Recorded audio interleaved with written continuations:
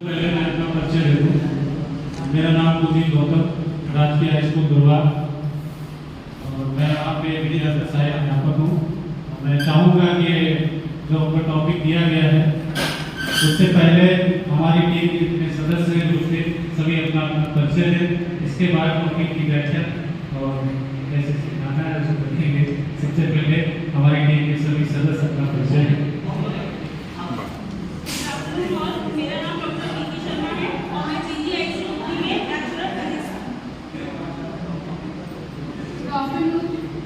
मेरा नाम विशा सिंह है, जीजीआईसी कॉमर्स से हूँ।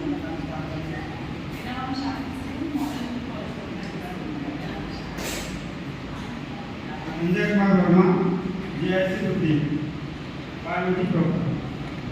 Good afternoon to all. My name is Sanjay Kumar from GIC Rupi Sundar.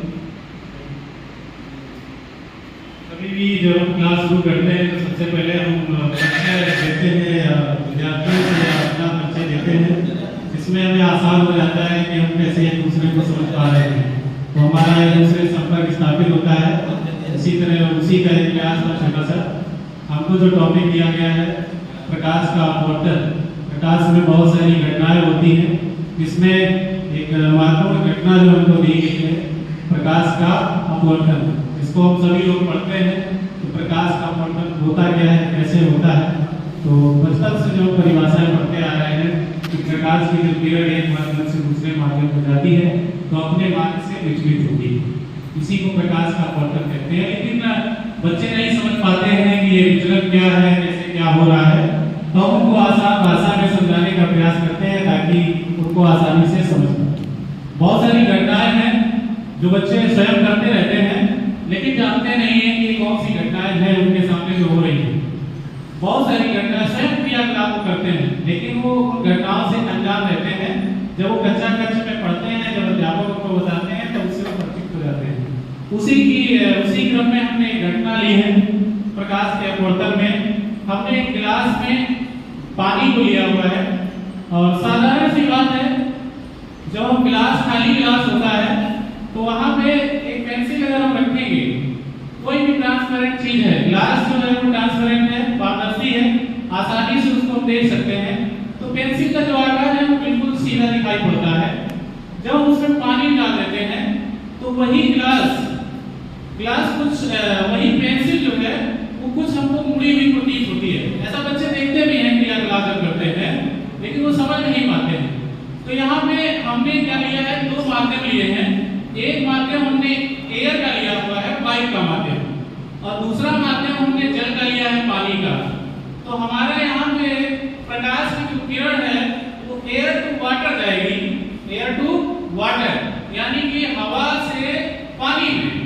तो यहाँ पे जो पहला माध्यम है वो वायु का है, हवा का है, और जो दूसरा माध्यम है वो पानी का है। अब यहाँ पे सबके अपवर्तनांक भी अलग अलग होते हैं, सबके अपवर्तनांक भी अलग अलग होते हैं। जो वायु है उसका जो रिफ्रैक्टिव इंडेक्स होता है, अपवर्तनांक होता है, वो 1 होता है, जबकि पानी का जो अपवर्तनांक होता है, रिफ्रैक्टिव इंडेक्स जो होता है वो 1.33 होता है।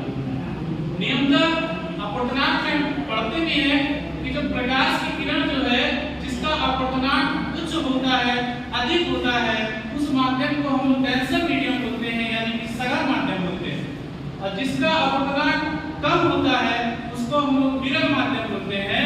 तो यहाँ पे जो प्रकाश की किरण हमने दिखाई है, पेंसिल का जो हमने यहाँ पे एग्जांपल दिखाया है जल में, तो यहाँ पे जो प्रकाश है वो हमारा एयर टू वाटर जा रहा है यानी कि विरल माध्यम से सघन माध्यम में प्रवेश कर रहा है। कहने का तात्पर्य ये है, वायु को हमने यहाँ पे विरल माध्यम में और पानी को हमने सघन माध्यम में, क्योंकि हमने जो है अपवर्तनांक भी बताया कि जो वायु का अपवर्तनांक है वो 1 होता है और जो जल का अपवर्तनांक होता है 1.33 होता है।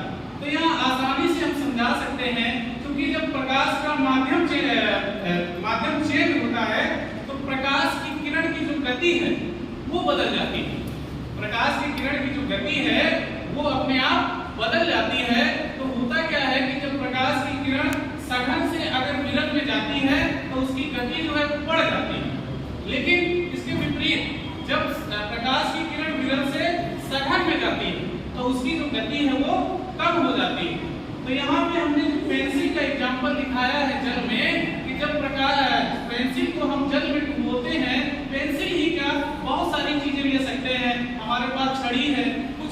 हमारे हाथ ही हैं। तो हम अगर कहीं वाटर रखा हुआ है किसी बड़े बर्तन में, तो हम उसमें हाथ, अगर हमारे पास पेंसिल नहीं है तो हम हाथ उंगली से रखेंगे तो वो भी तिरछी प्रतीत होगी। तो उससे हम बच्चों को आसानी से समझा सकते हैं। और बहुत सारी घटनाएं हैं ऐसी, जैसे क्या होता है कि छोटे बच्चे होते हैं जिनको मछली पकड़ने का शौक होता है, तो वो अपना कांटा लेके पहुंच जाते हैं। तो वो पानी में कांटा डालते हैं तो वो दिखाई पड़ता है, जब उनका कांटा होता है ऊपर दिखाई देता है, वास्तव में ऐसा नहीं होता। और दूसरा क्या है, जैसे बच्चे खेलते हैं घरों में, तो कई बार क्या होता है, गिलास है या मग है या बाल्टी है, तो उनके पास सिक्के अगर रखे हुए हैं तो उससे पड़ गया मान लो, तो वो ऊपर से आभास होता है ऐसा कि नहीं ये हाथ जो है ऊपर है, जबकि उसकी वास्तविक जो गहराई होती है वो अलग होती है। तो कई सारे जो घटनाएं हैं, उदाहरण हैं सरल सरल से, हम उससे विद्यार्थियों को अच्छी तरह से परिचित करा सकते हैं और बेहतर तरीके से उनको हम अपवर्तनांक के बारे में बता सकते हैं। तो अपवर्तनांक से संबंधित नियम भी होते हैं, अगर उसकी हम चर्चा करें तो उसमें एक प्रमुख जो नियम आता है वो स्नेल का नियम आता है, और वो बोर्ड परीक्षा में काफी पूछा भी जाता है। तो वहाँ पे n = sin i / sin r का जो रूल होता है, और इसमें जो अपवर्तनांक होता है, बच्चे पूछ सकते हैं कि अपवर्तनांक से वेग पे क्या इफेक्ट पड़ेगा प्रकाश की किरण का, तो वहाँ व्युत्क्रमानुपाती संबंध हो जाता है। तो वहाँ पे जब हम n = c/v पढ़ा देते हैं, क्योंकि c जो होता है वो निर्वात में प्रकाश की चाल होती है 10⁸ मीटर/सेकंड, और v जो होता है हम जिस मीडियम में ले जाते हैं उसमें उस प्रकाश की चाल हो जाती है। अगर उसका रिफ्रैक्टिव इंडेक्स कम है तो वहाँ पे उसकी जो वेलोसिटी है, वेग है, वो बढ़ जाएगा। चाल के लिए तो दोनों का अलग अलग है, वो डायरेक्शन पे होगा, लेकिन वहाँ पे हम समझा सकते हैं आसानी से कि विरल माध्यम में जो चाल होती है वो बढ़ जाती है और सघन माध्यम में जो चाल होती है वो कम हो जाती है। यहाँ पे प्रकाशीय घनत्व की भी बात आती है ना। तो प्रकाश को मोड़ने की जो क्षमता होती है, यानी प्रकाश को अपवर्तित करने की क्षमता जो होती है, वो प्रकाशीय घनत्व में आ जाता है। तो वहाँ पे सघन माध्यम में प्रकाशीय घनत्व अधिक हो जाता है और विरल माध्यम में प्रकाशीय घनत्व कम हो जाता है। तो इस घटनाओं के द्वारा जो हमारे आसपास होती हैं, इनके द्वारा हम विद्यार्थियों को इस तरह से समझा सकते हैं। हमारा यही उद्देश्य था कि आप लोग उसको ध्यान से सुनेंगे।